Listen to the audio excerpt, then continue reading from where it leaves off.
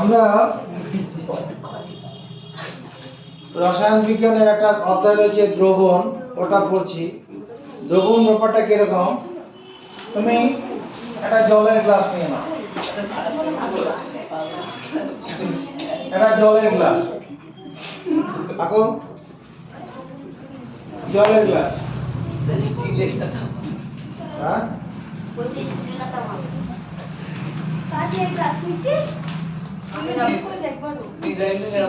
গাছ নিলে বেশি ভালো হবে, আর বাইরে থেকে দেখা যাবে। কাঁচের গ্লাসই নাও, একটা কাঁচের গ্লাস নিয়ে নাও।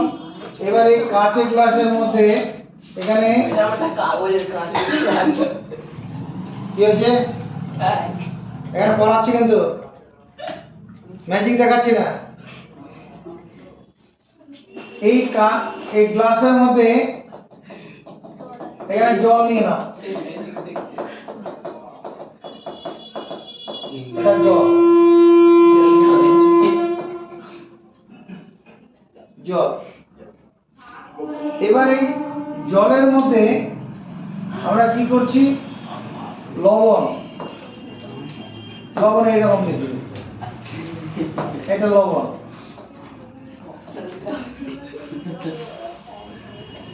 এটা একটা চামচ, এই চামচের মধ্যে লবণ আছে, লবণ।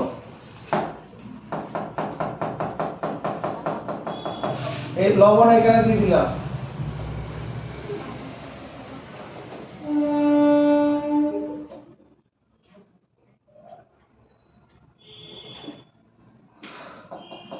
এখানে লবণ দেওয়া হয়েছে। এবার লবণ দিয়ে জলটাকে কি করলাম, গুলে দিলাম। তাহলে লবণ যদি জলের সঙ্গে গুলে দেই, কিছুক্ষণ পরে কি হবে, লবণের দানা আর জলের মধ্যে দেখতে পাওয়া যাবে না, হ্যাঁ পুরো মিশে যাবে। এই যখনই পুরো মিশে গেল, এবার যখন এই মিশে যাওয়া জলটা, লবণ জলটা যদি উপর থেকে একটু চামচ করে নিয়ে মুখে দেই, যেমন নোনতা লাগবে খেতে, যদি জলটা অর্ধেকটা কমিয়ে নিয়ে সেখান থেকে জলটা মুখে দেই, একই রকম নোনতা লাগবে। যদি জলটা প্রায় সবটা ফেলে দিয়ে তলানি থেকে একটু জল জিভে দেই, একই রকম নোনতা লাগবে। অর্থাৎ লবণ জলের একটা সমসত্ব মিশ্রণ তৈরি হয়ে গেছে, লবণ জলের একটা। এবার যদি আমি 1 চামচের জায়গায় 2 চামচ লবণ দিয়ে, লবণ জলের মধ্যে দিয়ে গুলে দিই, সেটাও একই রকম ভাবে গুলে যাবে। অর্থাৎ জল ও লবণের সমসত্ব মিশ্রণ তৈরি হবে।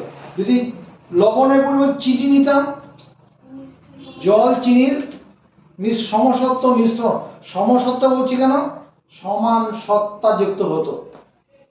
যদি আমি এবার দেখি লবণের মধ্যে চিনি নিতাম, মানে 2 চামচ চিনি দিয়ে গুলে দিতাম, যেটা মা গরমের সময় কি করে, তোমার শরবত বানিয়ে দেয়, নুন জল জলের সঙ্গে চিনি গুলে শরবত করে দেয়। ওখানে লেবুর রস দিলে একটু খেতে একটু ভালো হয়।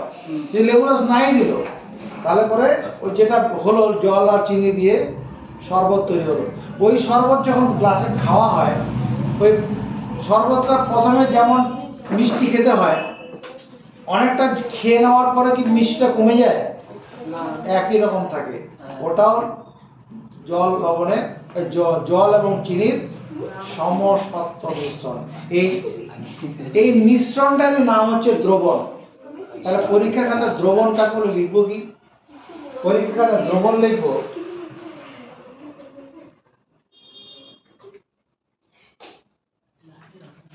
দুই বা ততোধিক পদার্থের, এখানে ততোধিক কেন বলছি, জলের সঙ্গে আমরা চিনি লবণ দুটোকে দিয়ে তো বলতে পারতাম, শরবত করার সময় ওই চিনির সঙ্গে সামান্য লবণও দেওয়া হয়, তাহলে মিষ্টিটা আরো বেড়ে যায়। তাহলে 2 বা ততোধিক পদার্থের সমসত্ব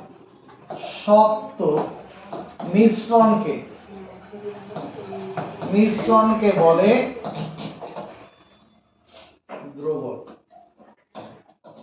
দ্রবণের সংজ্ঞাটা কি হলো, 2 বা ততোধিক পদার্থের সমসত্ব মিশ্রণ। সমসত্ব না হলে হবে না, দুই বা ততোধিক পদার্থের সমসত্ব মিশ্রণকে দ্রবণ বলে। সমসত্ব মানে কি? কোনো মানে নেই। যা সম মানে কি? সমান। সমান। সত্তা মানে কি? অধিকার। সমান অধিকার যুক্ত। সমান অধিকার যুক্ত মানে কি? একই রকম মিষ্টি হবে, একই রকম নোনতা লাগবে। এই যে বললাম না, গ্লাসের মধ্যে উপরের দিক থেকে একটুখানি চামচে করে হাফ চামচ জল মুখে দিলাম, যেমন লাগবে। যদি জল অর্ধেকটা ফেলে দিয়ে মুখে দিই, তারপরে যদি মুখে দিই, একই রকম লাগবে। তলানি থেকে যদি এক অল্প একটু জল মুখে দিই, লবণ জলের শরবত থেকে, একই রকম লাগবে। তাহলে দুই বা ততোধিক পদার্থের সমসত্ব মিশ্রণকে বলে দ্রবণ। এই যে দ্রবণ যেটা হচ্ছে, দ্রবণের দুটো অংশ আছে, একটা হচ্ছে দ্রাবক আর একটা হচ্ছে দ্রাবক। দ্রাবক আর দ্রাবক। যখন আমরা শরবত বলছি, শরবত শরবত মানে একটা দ্রবণ। এর মধ্যে জল হচ্ছে তোমার যে দ্রাবক, আর চিনি হচ্ছে কি দ্রাবক।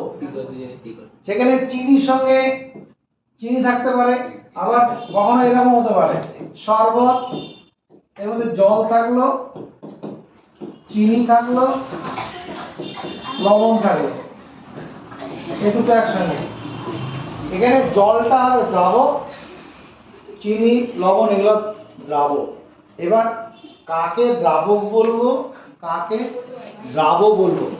দ্রাবক, দ্রাবক, কাকে কি বলবো? দ্রবণ মানে কি? দুই বা ততোধিক পদার্থের সমসত্ব মিশ্রণ।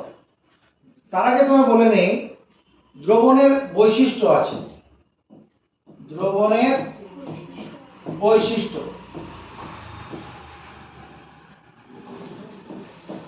কি? বৈশিষ্ট্য 1 নম্বর, দ্রবণের মধ্যে দ্রাবের কণাগুলোকে দেখা যাবে না খালি চোখে, বা দ্রবণে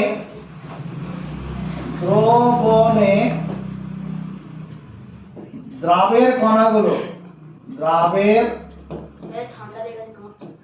কণাগুলি দ্বারা, একটু পরে চালাচ্ছি, কণাগুলি দেখা যায় না। শক্তিশালী অনুবীক্ষণ যন্ত্র দিয়েও দেখা যাবে না। 2 নম্বর,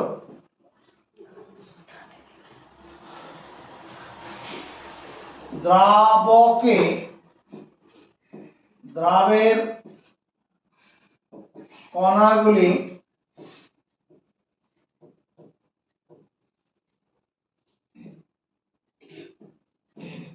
সমভাবে মিশে থাকে।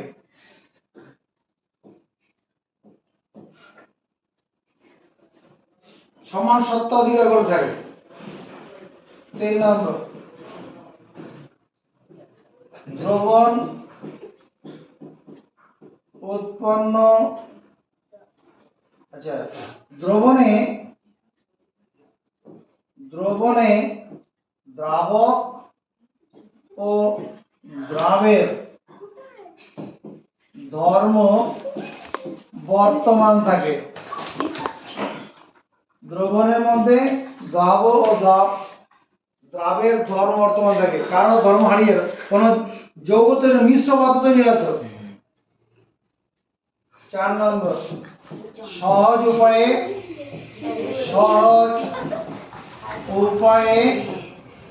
কি করা যাবে? উপাদানগুলো পৃথক করা যায়।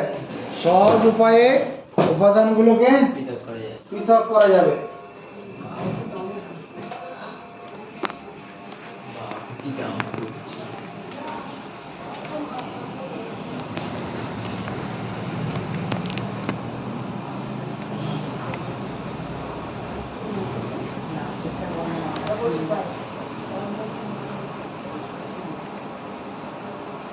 সহজ উপায়ে উপাদানগুলি পৃথক করা যাবে, মানে দ্রবণ থেকে দ্রাবক আলাদা করে নেওয়া যাবে। এবার যেটা আমরা বলছি, এই যে দ্রবণ শুধু কি এই যে জল আর দ্রাবক, আর দ্রাবক কাকে বলে সেটাকে বলে নিচ্ছি। দ্রাবক দ্রাবক। দ্রবণে যে উপাদানটির পরিমাণ বেশি থাকে, দ্রবণে যে উপাদানটির পরিমাণ বেশি থাকে, দ্রবণে যে উপাদানটির পরিমাণ বেশি থাকে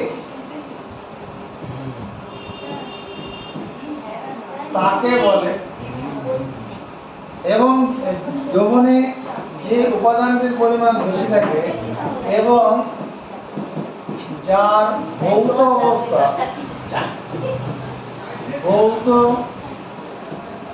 অবস্থা দ্রবণটির ভৌত অবস্থার মতো,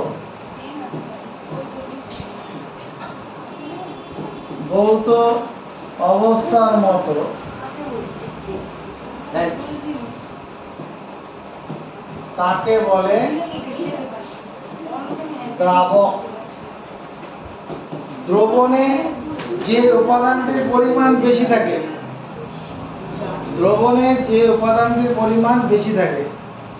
এবং যার ভৌত অবস্থা দ্রবণটির ভৌত অবস্থার মতো, যেমন শরবতের যা ভৌত অবস্থা তরল আকারে, আর জলের ভৌত অবস্থাটা কি তরল আকারে। তাহলে ওখানে জলটা কি হবে, মানে শরবতে জল হলো দ্রাবক।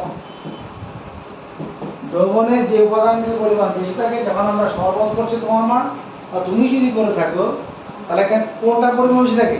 নিশ্চয়ই জল। তাহলে জলটা হলো দ্রাবক। তাহলে দ্রাবকটালে কি লিখবো? উল্টো কথাটা লিখবো। দ্রবণে যে উপাদানটির পরিমাণ কম থাকে, দ্রবণে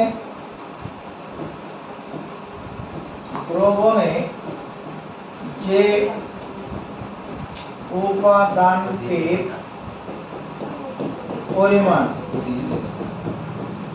পরিমাণ কম থাকে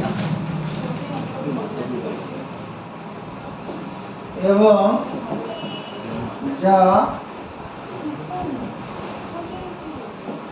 দ্রাবকের মধ্যে মিশে যায় বা মিশে থাকে, তাকে বলে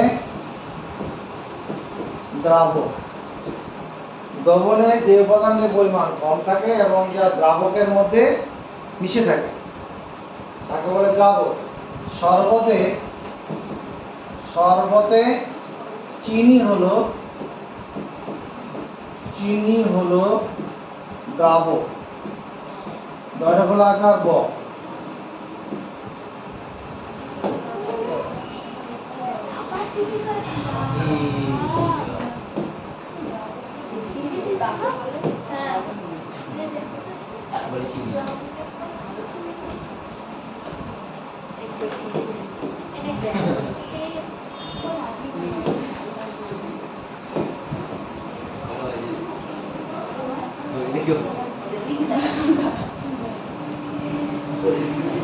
এখানে দ্রবণ বলছি,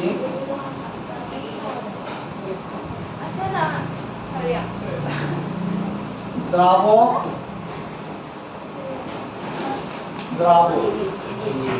দ্রবণ। প্রথমে শরবতের কথাই মনে হবে।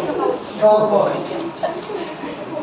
সেই শরবত যখন আমরা বলছি তার মধ্যে জলটা কি দ্রাবক, চিনিটা দ্রাবক। এই শরবতে জল হলো দ্রাবক, চিনি হলো দ্রাবক। জলটা তরল আর এটা যে কঠিন। তাহলে তরল কঠিনের দ্রবণ হচ্ছে শরবত। তরল ও কঠিনের যে দ্রবণ উদাহরণ দিতে পারে, উত্তর হচ্ছে শরবত।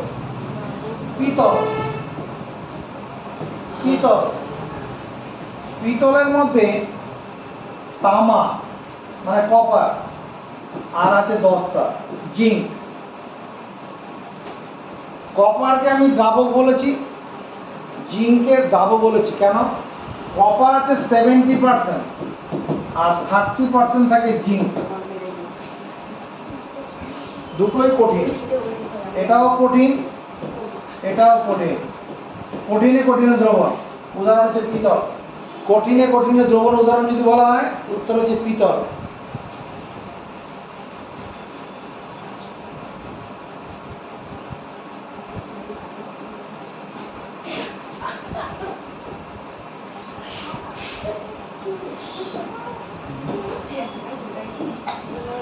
তোমার সোনার পারদ সংকর, পারদ সংকর, সোনার পারদ সংকর। এখানে সোনা আছে আর আছে পারদ, এই জি। এটা হচ্ছে সোনাটা দ্রাবক আর দ্রাবকটা হচ্ছে তোমার কি পারদ। এটাও কঠিন, এটাও কঠিন। না না, পারদটা তরল, তো পারদ হলো তরল। কঠিন তরলে দ্রবণ, কঠিন তরলে দ্রবণ। বায়ু, বায়ু, বায়ুটা একটা দ্রবণ। বায়ুর মধ্যে আমরা কি পাবো? নাইট্রোজেন পাবো, অক্সিজেন পাবো। বায়ুতে তো কি আছে? 77.7% তো নাইট্রোজেন আছে, আর 20.6% কি আছে? এই দুটো মিলেই তো 100% প্রায় হয়ে যাচ্ছে। শুধু বায়ুতে শুধু এগুলো আছে? কার্বন ডাইঅক্সাইড তো আছে। হ্যাঁ, কার্বন ডাইঅক্সাইড তুমি নিতে পারো, CO2, এটা মাত্র 0.03%। এখানে নাইট্রোজেনটাই বেশি। নাইট্রোজেন হচ্ছে দ্রাবক, নাইট্রোজেন হলো দ্রাবক।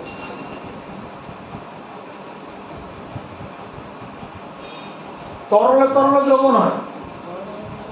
হ্যাঁ, ভিনিগার, ভিনিগার, ভিনিগার। ভিনিগারে কি আছে? ভিনিগারে আছে ইথানোয়িক অ্যাসিড, ইথানোয়িক অ্যাসিড, তার সঙ্গে জল থাকে। ইথানোয়িক অ্যাসিডটা এখানে দ্রাবক হবে, জলটা হলো দ্রাবক, জলটা দ্রাবক হয়ে যাবে।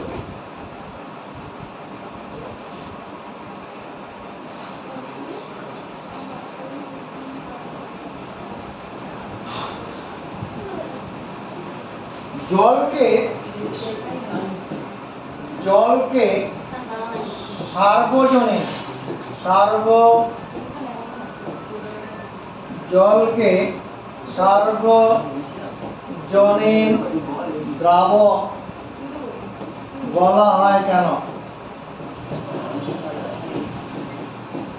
জলকে সার্বজনীন দ্রাবক বলা হয় কেন? 1 নম্বর, পৃথিবীর সর্বত্র প্রচুর পরিমাণে জল পাওয়া যায়। জল অজৈব দ্রাবক, অজৈব দ্রাবক। তাহলে পৃথিবীর সর্বত্র প্রচুর পরিমাণে জল পাওয়া যায়। পৃথিবীর সর্বত্র প্রচুর পরিমাণে জল পাওয়া যায়। পৃথিবীর সর্বত্র প্রচুর পরিমাণে জল পাওয়া যায়। 2 নম্বর, জলে প্রায় সমস্ত অজৈব উপাদান এবং অনেক জৈব উপাদান দ্রবীভূত হয়। জলে প্রায় সব অজৈব উপাদান ও কিছু কিছু জৈব উপাদান, জৈব উপাদান জলে দ্রবীভূত হয়, দ্রবীভূত হয়। আর কি কারণ? জল নিরাপদে ব্যবহার করা যায়। চোখে মুখে যেখানে তুমি জল ব্যবহার করো কোনো ক্ষতি হবে না। জল নিরাপদে ব্যবহার করা যায়। জল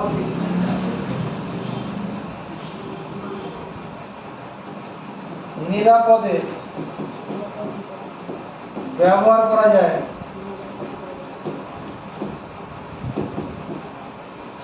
জল নিরাপদে ব্যবহার করা যায়। আর কি? জল 0°C থেকে জল 0°C থেকে 100°C পর্যন্ত কি থাকে? কি থাকে? 100°C পর্যন্ত তরল থাকে।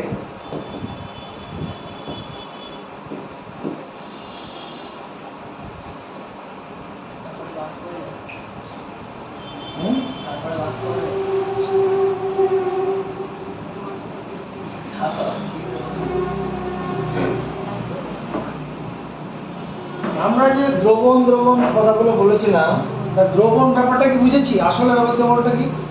এবার এই দ্রবণ 3 রকমের আছে। দ্রবণ 3 প্রকার।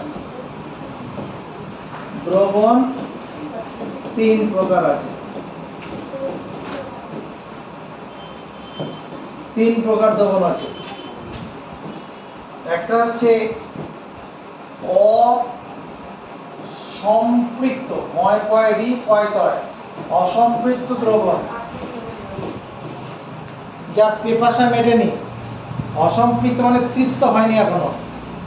আর সম্পৃক্ত দ্রবণ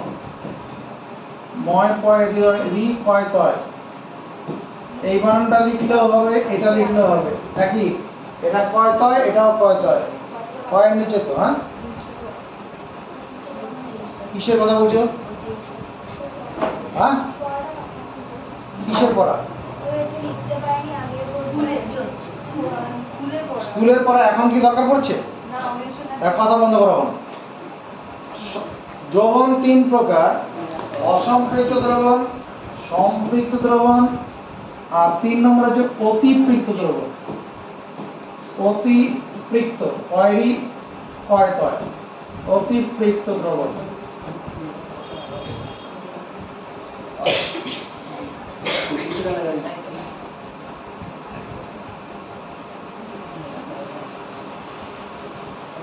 কোন নির্দিষ্ট উষ্ণতায় নির্দিষ্ট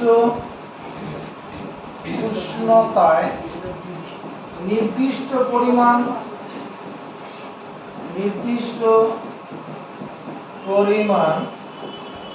দ্রাবকে যে পরিমাণ সর্বাধিক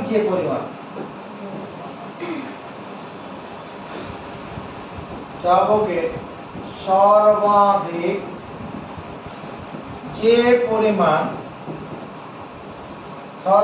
যে পরিমাণ দ্রাবক দ্রবীভূত থাকে, কোন নির্দিষ্ট উষ্ণতায় নির্দিষ্ট পরিমাণ দ্রাবকে সর্বাধিক যে পরিমাণ দ্রাবক দ্রবীভূত থাকে না, থাকতে পারে, দ্রবীভূত থাকতে পারে, তার চেয়ে কম পরিমাণ দ্রাবক দ্রবণটিতে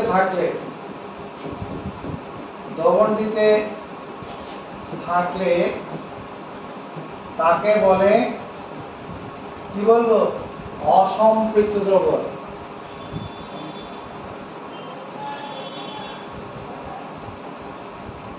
ব্যাপারটা বোঝো? অসম্পৃক্ত দ্রবণ। তুমি মনে করো একটা গ্লাসের মধ্যে একটা বড় একটা গ্লাস আছে, কাঁচের গ্লাসই নেওয়া যাক, এর মধ্যে মনে করো 100 ml জল নিয়েছো, 100 ml জল এখানে আছে, 100 ml জল আছে। প্রথমে 10 গ্রাম লবণ দিলে, পুরোটা গুলে নিল, আবার 10 গ্রাম দিলে গুলে নিল, আবার 5 গ্রাম দিলে, এরকম বলছে বলছে। ঘরের উষ্ণতা কত? মনে করো 25 ডিগ্রি সেন্টিগ্রেড উষ্ণতা। 25 ডিগ্রি সেন্টিগ্রেড উষ্ণতা 100 গ্রাম জলের মধ্যে, 100 ml জলের মধ্যে প্রথমে 10 গ্রাম লবণ দিয়ে চামচ দিয়ে ঘেটে দিলাম, আবার দিলাম, আবার দিলাম, এরকম দিতে দিতে কী হবে, একটা সময় আসবে আর লবণ দিলে লবণ আর গলবে না, তলায় থিতিয়ে পড়বে। মনে করো 100 গ্রাম জলের মধ্যে 33 গ্রাম লবণ পুরো গুলে নিতে পারবে, তার থেকে 1 গ্রাম বেশি দিলে পরে আর পারবে না। তাহলে 33-এর আগে, 33-এর আগে যদি 32 গ্রাম থাকে, এটা কি হবে, অসম্পৃক্ত দ্রবণ হবে। 33 গ্রামের বেশি দিলে পরেই তলায় থিতিয়ে পড়বে, তখন তৃপ্ত হয়ে যাবে, সম্পৃক্ত। আর তা কম থাকলে, দেখো তাই লিখেছি, সর্বাধিক যে পরিমাণ দ্রাব দ্রবীভূত থাকতে পারে তার চেয়ে কম পরিমাণ দ্রাব দ্রবণী থাকবে। 100 ml 25 ডিগ্রি সেন্টিগ্রেড উষ্ণতা, কেন 25 ডিগ্রি বললাম, কেন 100 ml বললাম, এগুলো সব কারণ আছে, এটা পরে জানাবো। নির্দিষ্ট উষ্ণতায় নির্দিষ্ট পরিমাণ দ্রাবকে সর্বাধিক যে পরিমাণ দ্রাব দ্রবীভূত থাকতে পারে তার চেয়ে যদি কম থাকে, তখন সেই দ্রবণটা কি বলবো, অসম্পৃক্ত দ্রবণ। তোমার জল পিপাসা পেয়েছে, তুমি মার কাছে জল খেতে চাইছো, তোমাকে 1 গ্লাস জল দিল, তোমার তেষ্টা মিটল, অতৃপ্ত রইলে, অসম্পৃক্ত হলো। আরেক গ্লাস জল দিল, খেয়ে নিতে পারলে, তারপরে দিল, তখন আর খেতে ইচ্ছা করছে না, তার মানে কি তোমার তৃপ্ত হয়ে গেছে। 2 গ্লাসে তৃপ্ত হয়ে যাও, এরকমও তাই। মানে এবার এবার সম্পৃক্ত কোনো সংজ্ঞাটা কী হবে, এই কথাটাই হবে, কোনো নির্দিষ্ট উষ্ণতায় নির্দিষ্ট পরিমাণ দ্রাবকে সর্বাধিক যে পরিমাণ দ্রাব দ্রবীভূত থাকতে পারে, ঠিক সেই পরিমাণ দ্রাব যদি দ্রবণী থাকে, ঠিক সেই পরিমাণ দ্রাব যদি দ্রবণটিতে থাকে, তাকে বলে সম্পৃক্ত দ্রবণ। কোনো নির্দিষ্ট উষ্ণতায়, কোনো নির্দিষ্ট উষ্ণতা, এই কথাগুলো সব লিখবো, কোনো নির্দিষ্ট উষ্ণতায় নির্দিষ্ট পরিমাণ দ্রাবকে সর্বাধিক যে পরিমাণ দ্রাব দ্রবীভূত থাকতে পারে তা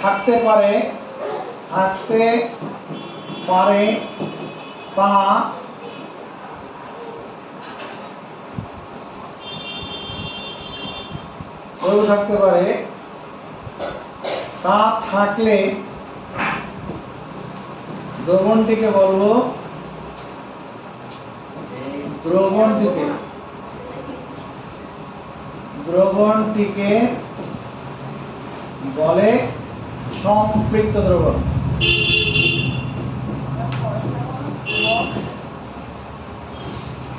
লিখে নিতে পারবো। মনে করো 125 ডিগ্রি সেন্টিগ্রেড উষ্ণতায় 100 ml জলে যদি 33 গ্রাম লবণ দ্রবীভূত থাকতে পারে, তার বেশি দিলে হবে না, তাহলে ওটা হয়ে যাবে সম্পৃক্ত দ্রবণ।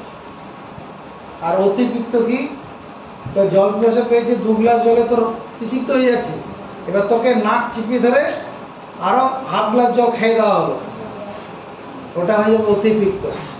তাহলে কি হবে, কোনো নির্দিষ্ট উষ্ণতায় নির্দিষ্ট পরিমাণ দ্রাবকে সর্বাধিক যে পরিমাণ দ্রাব দ্রবীভূত থাকতে পারে, যদি বিশেষ কোনো কারণে তার চেয়ে বেশি পরিমাণ দ্রাব থাকে, স্বাভাবিকভাবে না, বিশেষ কোনো কারণে থাকে, তখন সেই দ্রবণটাকে বলবো অতিবৃত্ত দ্রবণ।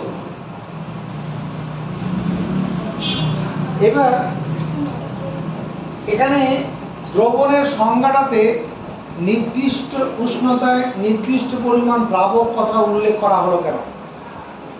আমি এখানে একটা গ্লাস নিয়েছিলাম, এই গ্লাসের মধ্যে 100 ml জল নিয়েছিলাম, এখানে 33 গ্রাম লবণ নিলে পরে কি হবে, সম্পৃক্ত দ্রবণ তৈরি হবে।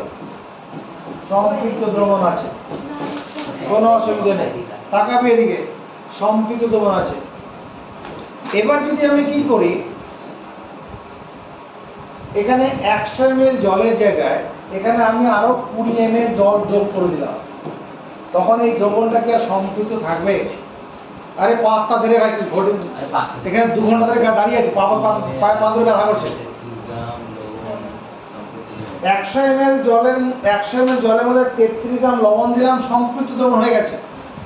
এবার আমি যদি আরো 20 ml জল যোগ করে দেই, তখন কি আর এটা সম্পৃক্ত থাকবে? থাকবে না, অসম্পৃক্ত হয়ে যাবে। এটা অসম্পৃক্ত হয়ে গেল।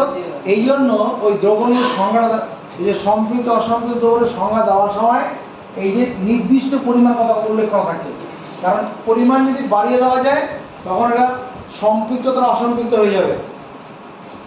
আবার উষ্ণতার কথা বলা আছে, এখানে 25 ডিগ্রি সেন্টিগ্রেড ছিল। এবার যদি এর উষ্ণতাটা কমিয়ে দেওয়া যায়, লবণের ক্ষেত্রে উষ্ণতাটা কমিয়ে দেওয়া যায়, এখানে 25 ডিগ্রি সেন্টিগ্রেডের জায়গায় মনে কর এবার এটাকে আমি 12 ডিগ্রি সেন্টিগ্রেড এটাকে নিয়ে রেখে দিলাম, ঠান্ডায় নিয়ে রাখলাম। যেখানে 33 গ্রাম লবণ দ্রবীভূত হয়েছিল, আরো বেশি করে লবণ গুলে নেবে, ঠান্ডা জলে বেশি করে লবণ গুলে যায়। সেই জন্য কি উষ্ণতার ফ্যাক্টর, দ্রাব্যতার সংজ্ঞাতে উষ্ণতা এবং নির্দিষ্ট দ্রাবক উল্লেখ করা হয়, কারণ তা না হলে পরে দ্রবণ সম্পৃক্তটা অসম্পৃক্ত হয়ে যাবে, অসম্পৃক্তটা সম্পৃক্ত হয়ে যাবে।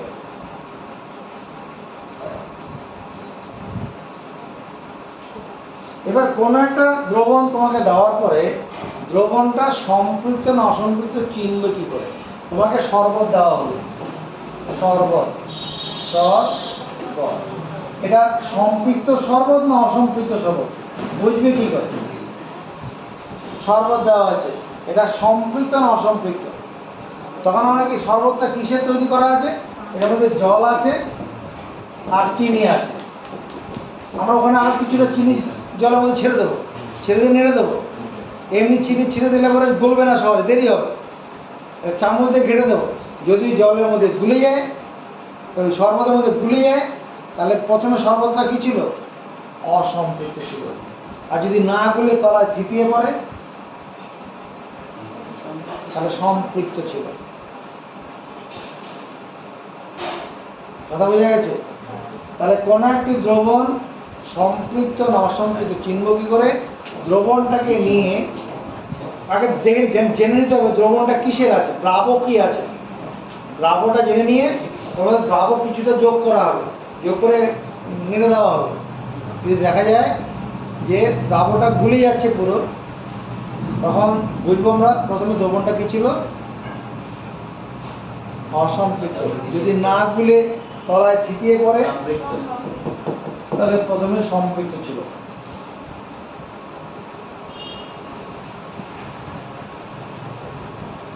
দ্রাব্যতা বলে একটা কথা আছে, দ্রাব্যতা কোন নির্দিষ্ট উষ্ণতায়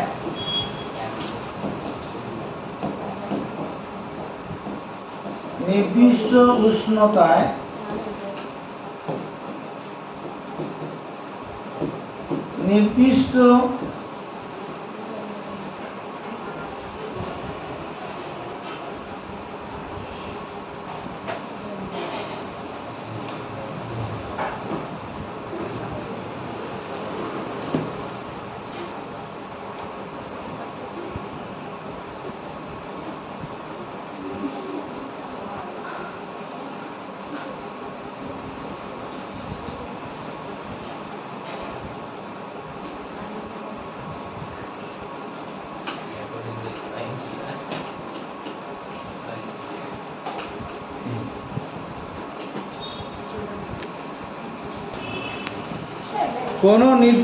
উষ্ণতায় 100 গ্রাম দ্রাবক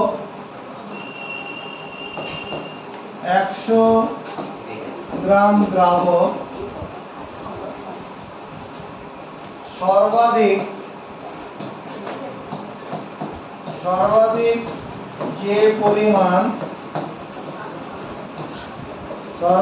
যে পরিমাণ দ্রাবক দ্রবীভূত করতে পারে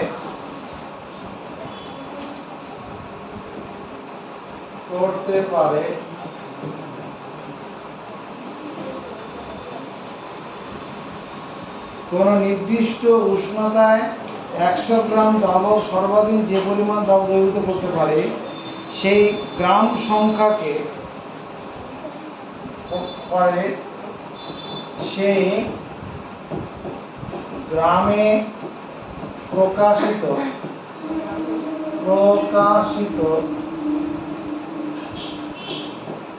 সংখ্যাটিকে বলে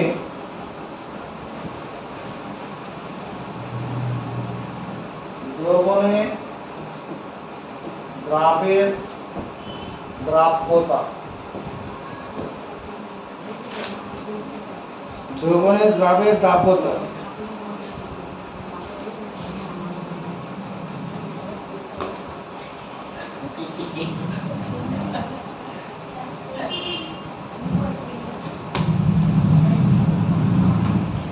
কুড়ি ডিগ্রি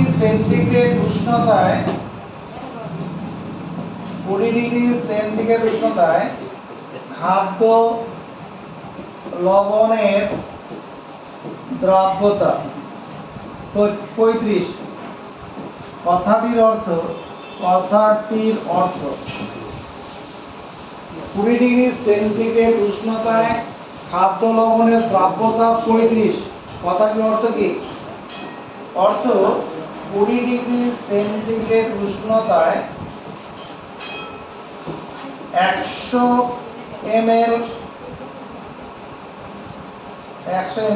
গ্রাম জল হলো 100 গ্রাম জলে 35 গ্রাম লবণ দ্রবীভূত